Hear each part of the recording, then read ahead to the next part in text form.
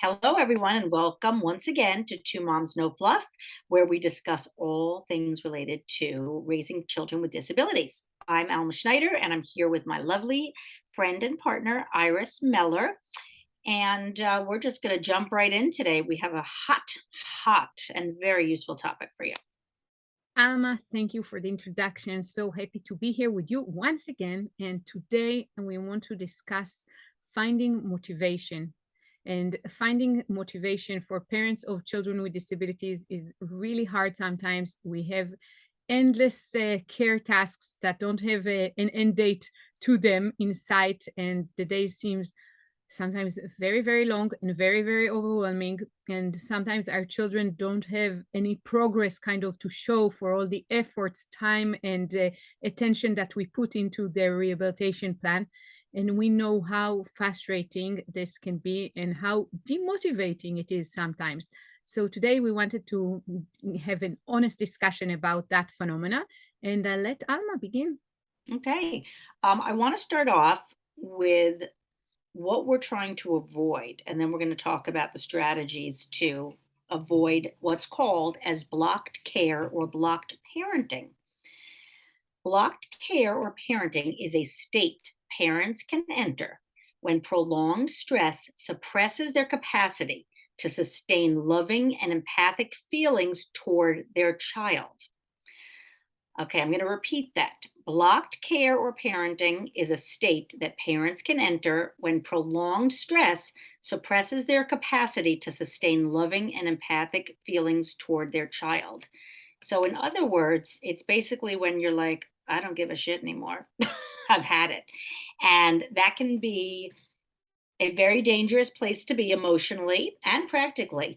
And I also want to add that it is extremely normal. Okay. It is sort of, I guess, our way of not losing our minds, and but it can cause a lot of issues because it means that we just don't care anymore. So we may not be as vigilant as we need to be. We may not be as kind or as understanding to our kids as we need to be. That being said, it's a normal state, but we have to identify it and acknowledge it and work hard. This is our plight. We have to work hard to combat blocked parenting so that we can be present for our children.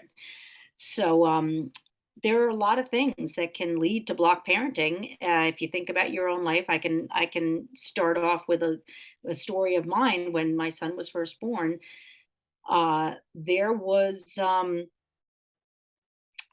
so much stress because it was all brand new. So not only did I have the emotional stress of dealing with, oh my God, my kid is going to have a lifelong disability. I have forever altered the dynamics of our family. And at that point, I was like in a very negative way.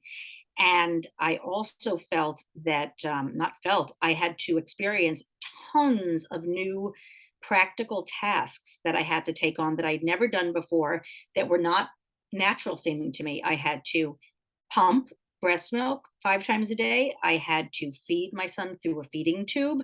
And these were all things that kind of kept me at a distance from my son emotionally. So bonding was extremely difficult. So it wasn't that I wasn't doing all of the things that I needed to do, but I definitely had a form of blocked parenting in the sense that I did not feel close to him or bonded. So it's not exactly block parenting, but I didn't feel a bond. And it kept me, all of those things together kept me from feeling a bond.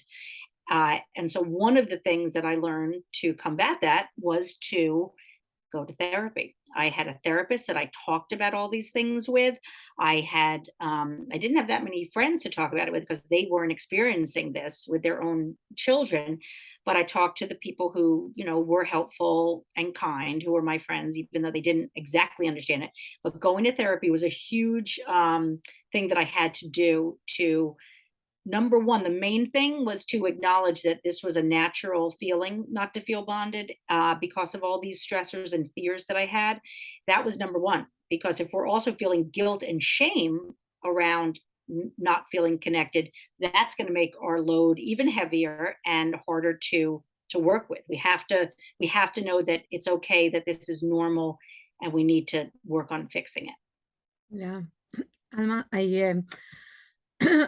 so feel for you every time I hear that, because this is a narrative that comes again and again in stories and interactions that I have with other parents, especially with babies that are medically complex and that have a lot of kind of equipment and medical care that they need in the first few months.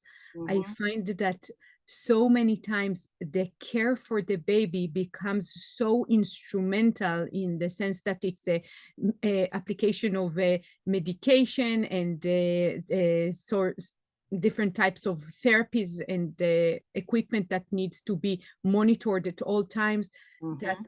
the parents also almost like don't see the baby, the child that is in care. It's just a bunch of medical equipment that needs to be monitored at all Yes. times, that is connected to that child. And something that adds to that, in my opinion, is also the way that the medical establishment is relating to the children and the babies at that stage. It's almost showing the parents all the time what is not working correctly with the child and what needs to be supervised, and don't invite the parents or allow the space for attachment. Sometimes it's as simple as taking a baby out of an incubator and having that skin to skin contact, because the baby is attached to so many things. The parents avoid touching it or moving it, and not, let alone taking it outside of the incubator and holding it skin to skin. So these are situations that really kind of keep us in a way distant from our own babies, and it has a price. It has a price, an emotional price, both for the baby and for the parent, especially the mother.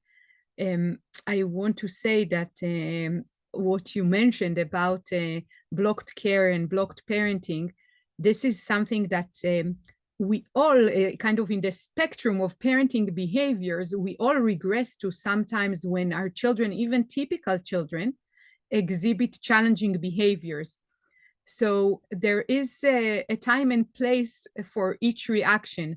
But most of the time, when you're in public and your child exhibit one of their, most challenging behaviors, but you're being watched, you kind of regress to that blocked parenting mode, in which you're trying to stop the behavior. You're not there observing your child.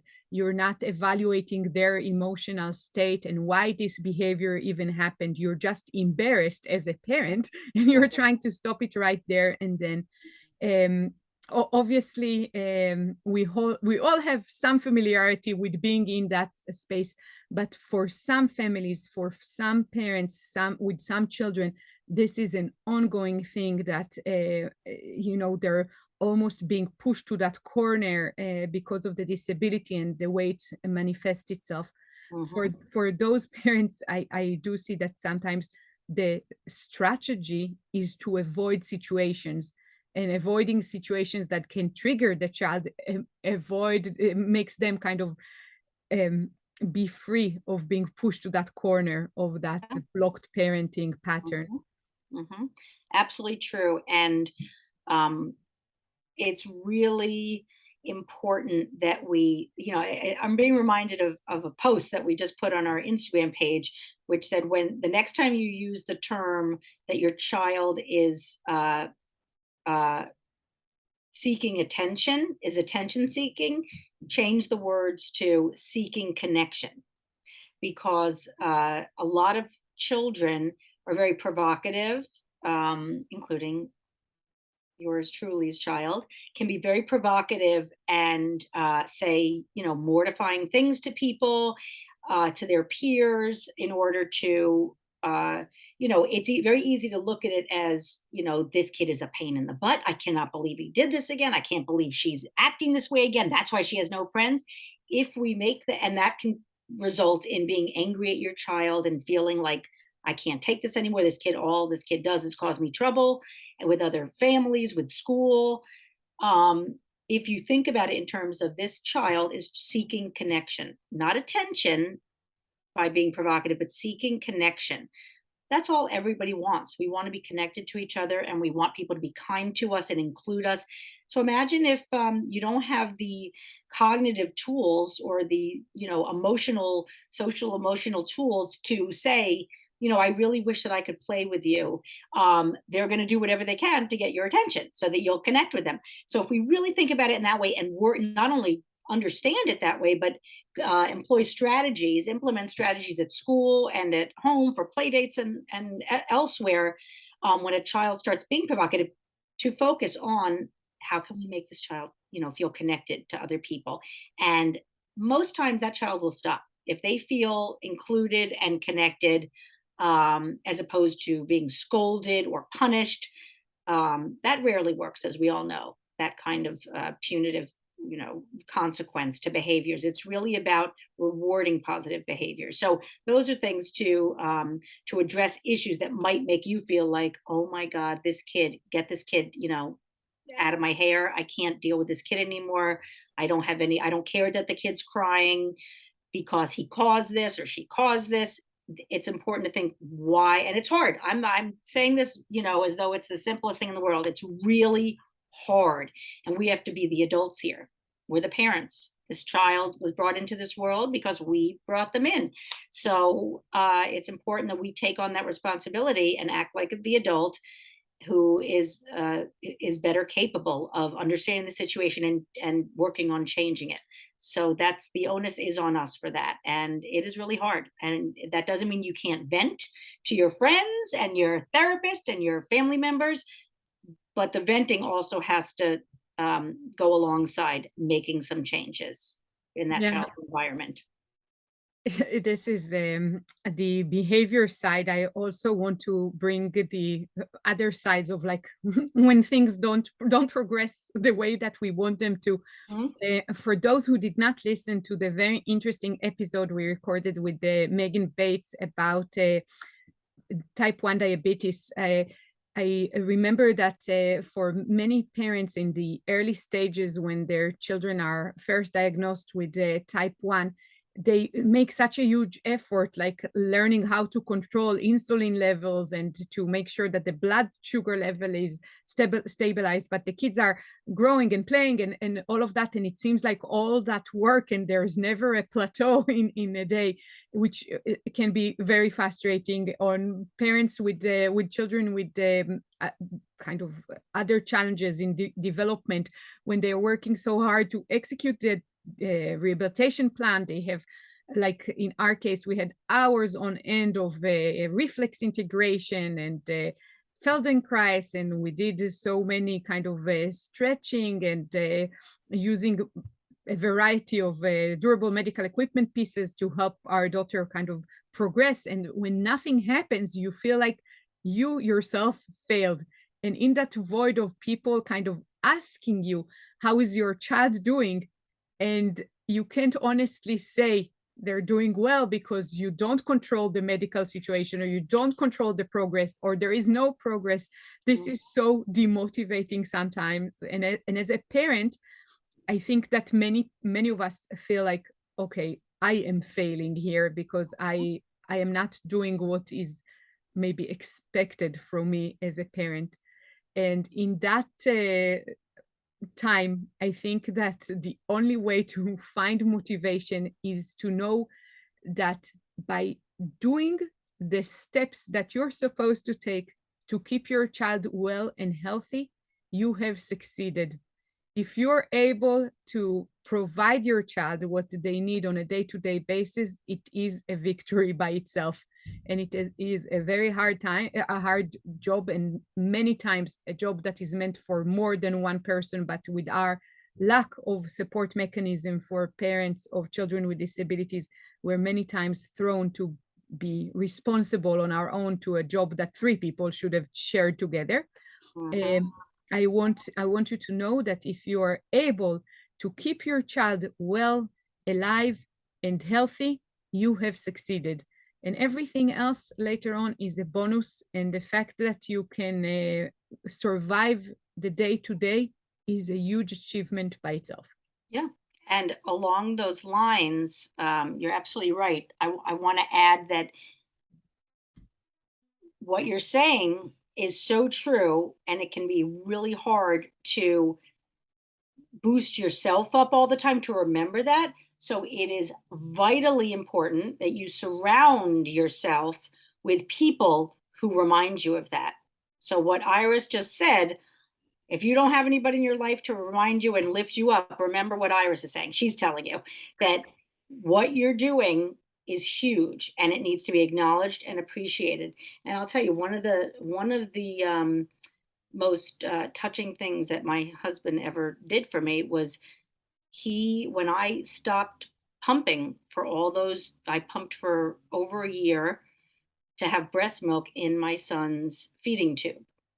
And he got me a present. After I finished, he got me a pair of earrings, like really nice earrings, to acknowledge that I had done this incredible feat. And it really was an incredible feat. For all of you who are, just keeping your baby alive, uh, it's a huge feat. And I wanted to make sure that the baby had breast milk. It's not possible for everyone to do, but I was, able to, only with the support of, I was able to afford an au pair. I've mentioned this in other episodes, to watch my other kids so that I could pump. It took a lot of time and I couldn't run around after my other kids while I was pumping, and to feed him through the tube. I needed the support of everyone around me saying, "You're doing great, keep it up. This is going to be healthy for the kid." Uh, that allowed me to really acknowledge that I am doing something that's really important. I didn't have to just tell myself that other people were supporting me. And I do want to say that I don't know if I've ever mentioned this in an episode before, but uh because I had the support and was able to accomplish this, and I was told by people, like, it's really great that you're doing this, keep it up. You're really helping your son by doing this. I had a party for myself. Did I ever mention this? No, that's amazing. I I had a didn't hear. I had a party for myself, with the friends who had been very helpful to me at the beginning of this journey. I had a party at a bar where I paid for everybody's booze because now I could drink, because Mm. even though I didn't really drink much, but they drank, because I couldn't, drink and pump the milk. I had a party for myself where I sent an invitation via email to all these people with a picture of a woman with incredibly saggy boobs from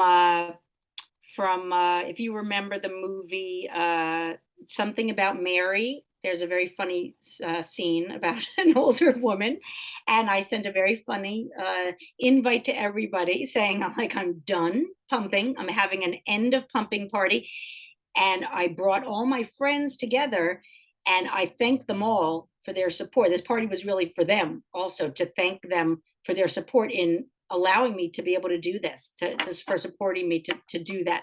So I couldn't have done, I couldn't have thanked them for the support that they gave me if I hadn't been given the support initially from them and from my family members.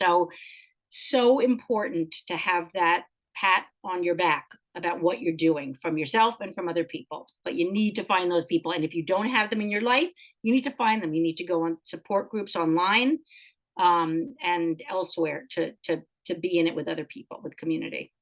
That's such a good point, Alma, and I can't believe I didn't know about that party. Oh my gosh. I didn't know That was you back amazing. then. I know. What, and I don't drink, so I didn't miss It's anything, okay. but Some people just came to the party. great company. But yes, the pat in the back is something very, very important. And parents of kids with disabilities, they work so hard, and society is never there to give us the pat on the back that we need. Some Mhm. people here like climb the Himalaya on a daily basis, and they don't get a gold medal afterwards or any recognition. So what I want to say is we need to create that for ourselves. And for example, something very small but important to me, on times that my husband goes on a business trip, This is like the years that we didn't have 24/7 care for Karen. That was like exhausting beyond recognition. It was so hard every time he went on a business trip. And slowly we kind of I developed this habit that when he's away, I am ordering in dinner, and I then don't need to cook. The dishes are like less than half, right? It's only a couple of plates that I need to wash. And not only someone else cooks, I would order the food that I loved. So I would order sushi or whatever, Chinese food, whatever it is that I felt like that was a way for me to kind of spoil myself. And at the beginning, I was still under the notion that we can't spend money. This is too much. This is, how do you say, beyond our budget. We shouldn't do things like that. But the benefit of spoiling myself like this, it was so huge. It really helped me survive him being away and all the other tasks around the house. It simplified so many things: the shopping, the preparation time, the clean after, and just the overall kind of feel good. Also for my children, that they knew that something special is coming at the end of the day. So highly recommend find the thing that would keep you going, whatever your situation is and whatever you're struggling with. But if you can give yourself that pat on the back in whatever form it is, it Mhm. would be great. And then I want to mention something else about finding motivation. Life is kind of almost like the sea. I would say there is waves that they come and go and come and go. And sometimes you just need to accept that you're in a low point, and you Mhm. need to take a deep breath and just dive under the wave and know that you will come up the other way and things would look easier. And for now, everything looks very gloomy, and there seems like there is no hope, and things do not progress, and you are barely surviving your day to day. But I promise you, there will be other days, better days, easier days. It's just like the way of life. It's not like a plateau that we go through things. There's ups and downs, and you need to maybe learn how to ride the wave, even if it's hard, and let it pass. And that's also normal. Yeah, I think that's an excellent point. I often refer to it as, this journey is there. It's a chronic condition. It's not each situation is, oh, we've cured that problem of this disability life.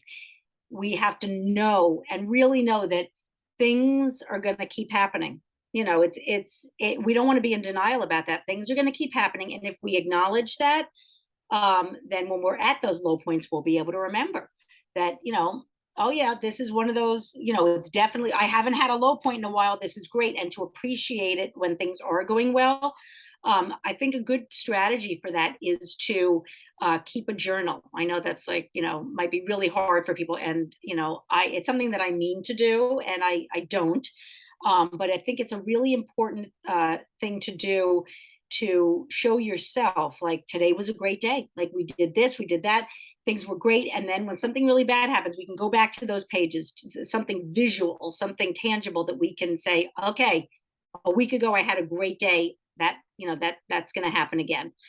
And this is it's important to really take advantage of things when things are going well, to like if you're having an easy phase of whatever is going on in your life, go do something fun. Like really make an effort to travel, like go away for the weekend if you have someone to watch your child, or do it when you're not in the throes of it, to make an effort to go and do something really fun so that you're taking advantage, knowing that the shit will hit the fan eventually again, because it just will, because that's a part of our life.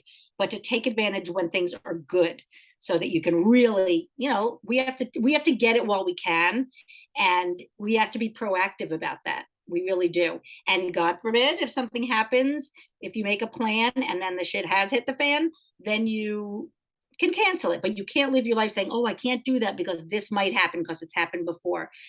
As much as you can, get out and do other things, and that's separately from your child.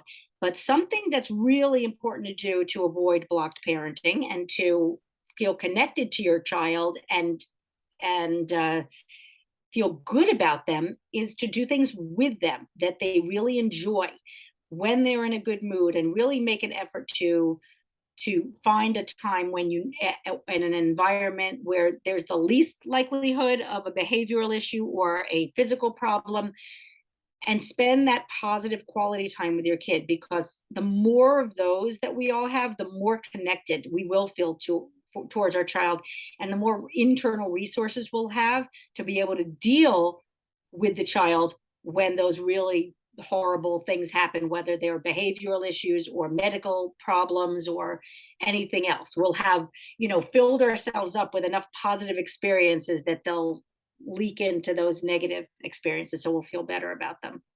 That's such a good point. I really believe in that too. That's a good one, Alma. And Thank you. we've used that technique many times, and it's really helpful. Good. I think that when things are really rough, a thing that I like to do is to find the positives still in a day. And sometimes it's easy to find the positives. I don't know. We went we went through 2 meals already today, and there was no vomiting, something like that. Mhm. Or in other cases, it can be at least we made it on time to all our appointments. But if you're really desperate, I like to think about it in this way. Like, there is no war in the state at the moment. Like, we are Yeah. safe Such an physically. Israeli, such an Yes, Israeli. yes. We have obviously, for the people in the Ukraine, this is not going to be helpful right now. But the thing is that our house is safe. We do have food. I have air conditioning. Little things like that that Mhm. really do make a difference. Think about it to the degree that it's like we have clean drinking water. How would my day look like if I didn't have clean drinking water? And think about those things, and you would slowly find that you are not as miserable as it feels. And Mhm. another thing that I like to do is to find someone else that needs help. And then it helps me take myself out of Mhm. that victim kind of place where I'm just like, life is so unfair. Why is this all happening to me, etc. And to be in a position that I'm providing help to someone else. And it doesn't need to be anything physical, although it can be if you're, let's say, baking cookies, share half with your neighbor.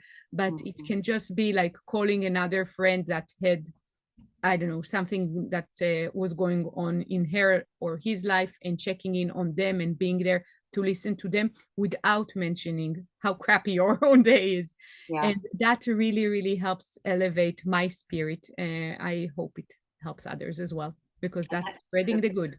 Yeah, and that is such a useful tool to, yeah, to get out of your own head, your own life. And it's funny, you're reminding me that recently I spoke with a woman who I had kind of talked off the ledge a little bit when she first had her child diagnosed, and she was in such a bad way, and she was very appreciative that I was taking the time to talk to her, about all the things that I had been through, so to let her know she wasn't alone. And she said to me, she said, I have to tell you that recently somebody put somebody in touch with me, and I was actually the one who helped. And I remember you telling me that, like I had said to her, one day, don't worry, one day you will be doing this for someone else.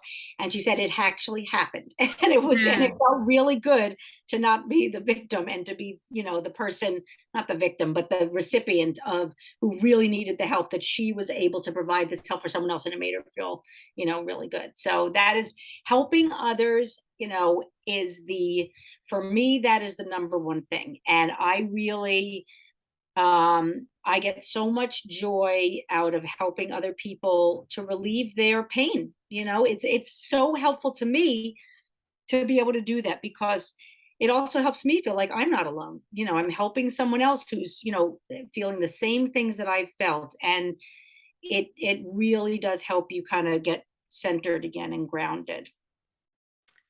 Awesome. So I think we have probably a lot more to say about this topic, but in consideration of time, I think we Mhm. should end here. We would love to hear from all of our listeners. What do you do to find motivation, to avoid Mhm. block parenting, and to just enjoy your life as is with all the challenges that are involved? Uh, Positive stories, negative stories. We love them all. Please do share with us. And also, don't forget to like the podcast and give us 5-star ratings. This really helps push the podcast to the people that really need to hear it. So, thank you again for being with us. Alma, do you have anything to say as we part Just ways? just keep on chugging. You're not alone. We're with Uh, you, and so are a lot of other people. Thank you. Goodbye. We'll see you next week. Bye. Bye.